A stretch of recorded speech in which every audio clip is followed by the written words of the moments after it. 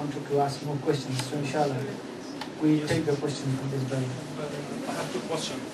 One of them about the money that's coming from when Al-Maysir in Arabic. What's the basis behind it? Is it haram in Islam to win something when you put the money for horse or from games or from Maybe he doesn't want to speak.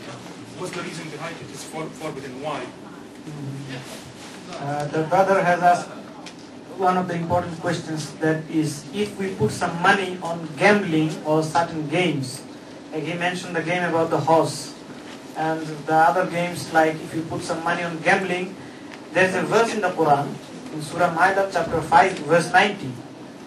It says, it is also prescribed for the moral reason. Allah says, Ya ayyuhallazina amanu, O you who believe, innamal khamru, most certainly intoxicant, wal maisuru, and gambling, wal ansabu wal azlamu, dedication of a stone, that is the stone worship, and divination of arrows, that is the fortune telling, riztum min amri shaitan, these are the handiworks of Satan.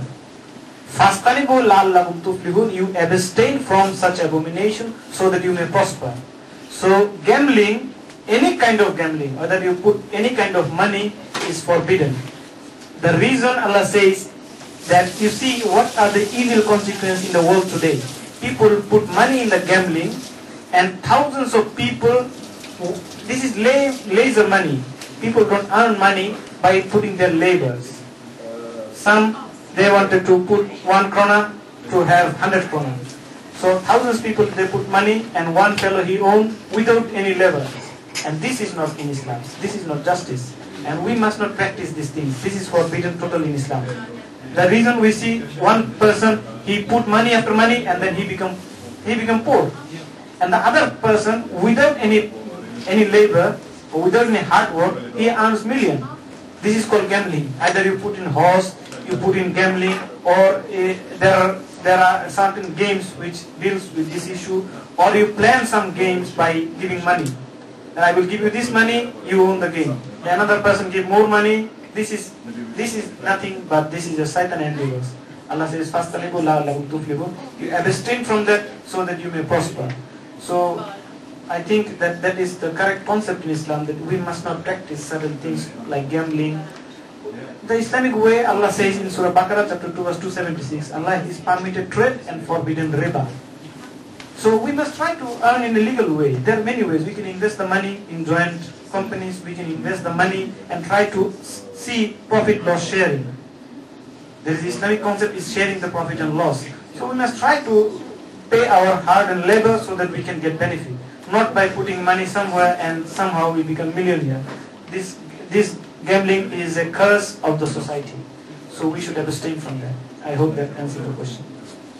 Another question about, they said that 3 persons can discuss God in the day of judgment. One of them, the child, the man who died while he's a child.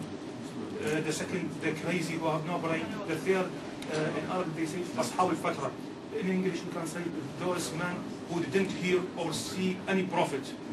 But I want clarification for those Ashab al-Fatra and the child of a Christian who died while he's a child. The brother has asked another important question, that there are 3 people who will not be asked questions in the day of judgment. The first one who is crazy, second one who is a child, the third one to whom no prophet was sent. They haven't got any prophet. What does Islam answer to that? And he further goes on to say, what will happen to the child of the Christian? What will happen to him? Our Prophet ﷺ, he says in the authentic narrations, every human child is born as a Muslim. Because every human child, he do whatever Allah wants him to do unless he reach in a certain stage where he can understand the wrongs and the goods. So every human child, if he die as a child, irrespective of whether a Christian, because no one born as a Christian, no one born as a Jew, everyone born as a submission to the will of God. A child, he does not understand what is good or bad. So he will surely, whether irrespective Christian, Jew or pagans, he will be saved in the hereafter, if a child.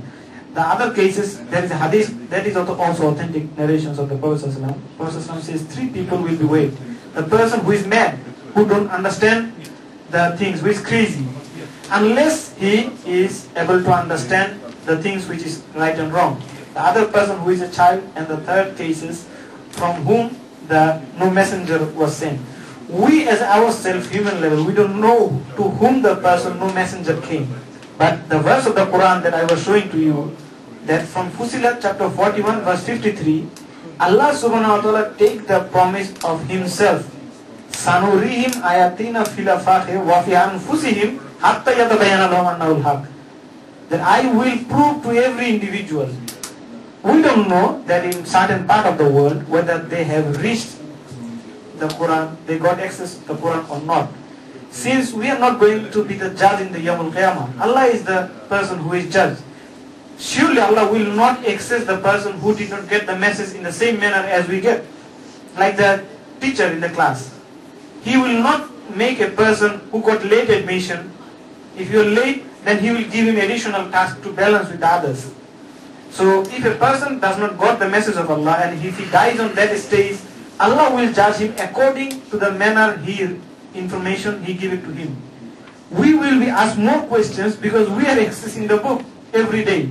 And we don't know who have got the message or not. If someone don't get the message, that is why the Quran says, Udu ila sabil rabbika bil hikmah. You